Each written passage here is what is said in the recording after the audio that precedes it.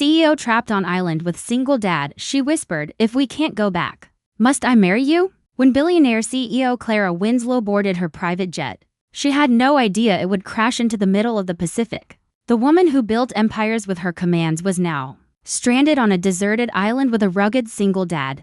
Named Ethan Cole, he wasn't impressed by her titles or her luxury watch. He only cared about surviving for his little daughter, Lily. At first, they clashed like fire and ice. Clara demanded, Ethan ignored. But when the storm hit and danger surrounded them, their lives depended on each other. The CEO who never trusted anyone began to rely on a man who'd lost everything. And one night, as the stars shimmered and their fears faded, Clara whispered words that changed everything. If we can't go back, must I marry you? Clara Winslow was the kind of woman who didn't tolerate mistakes. Her meetings ran like clockwork, her words cut like diamonds, and her time was worth more than gold. When her jet lifted off toward a global summit, she was already drafting emails. But destiny had its own plans. Hours into the flight, turbulence hit violent and unrelenting. The pilot shouted something about an engine failure before everything went black. When Clara woke, the world had changed. The sound of waves, the sting of salt, and a man's voice calling out broke the silence. Hey, you're alive. Don't move too fast, the man said. His clothes were torn, his face rugged, and a small child clung to his arm. Name's Ethan, this is Lily. Looks like we're all that's left. Clara blinked. All that's left? Where's the crew?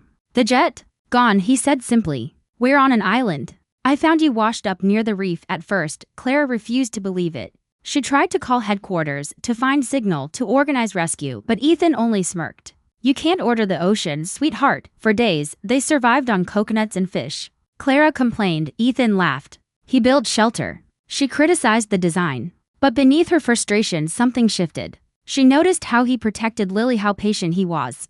How calm even when she panicked. One night, while watching him start a fire, she muttered, You act like you've done this before. I have, he said softly. Lost my wife 2 years ago. Lily's all I've got. We used to camp to keep her smiling. For the first time, Clara didn't have an answer. Weeks passed. Clara's suits turned to rags, her perfume washed away, and yet Ethan looked at her differently now. Not as a CEO, but as someone real. Together, they built a rhythm. He fished, she learned to cook over fire. He taught her to climb trees for fruit. She taught Lily how to read letters in the sand. One stormy night, lightning struck near their shelter. The wind howled, waves crashed, and panic set in. Ethan shielded Lily with his arms, shouting over the storm, We'll get through this. Clara grabbed a tarp and helped him anchor it. Their hands met, trembling but strong. When the storm passed, they sat drenched beside the fire they barely saved. You saved us, Ethan said quietly. Clara shook her head. You saved me. After that night, something unspoken bloomed.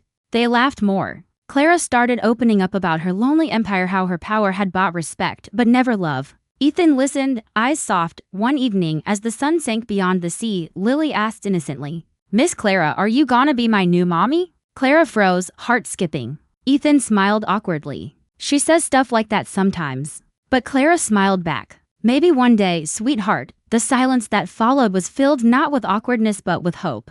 After months of struggle, a rescue plane appeared on the horizon. They waved, screamed, and lit fires until it noticed them. As the helicopter lowered, Clara looked at Ethan. We're going home. Ethan nodded. But his eyes were distant. Yeah, home, back in civilization. Clara was immediately surrounded. Assistants, cameras, reporters. The CEO mask returned. But something inside her had changed. The fancy office felt smaller than the island hut. Days later, she found herself staring at her phone, scrolling through Ethan's last text. Glad you made it back okay. Take care of yourself, Clara. She couldn't stand it anymore. She drove to his small town house, Lily running through the yard with laughter that melted her heart. Ethan turned, surprised. Clara? What are you doing here? She smiled nervously. I realized something. I don't want to go back to who I was. He laughed softly. And what do you want instead?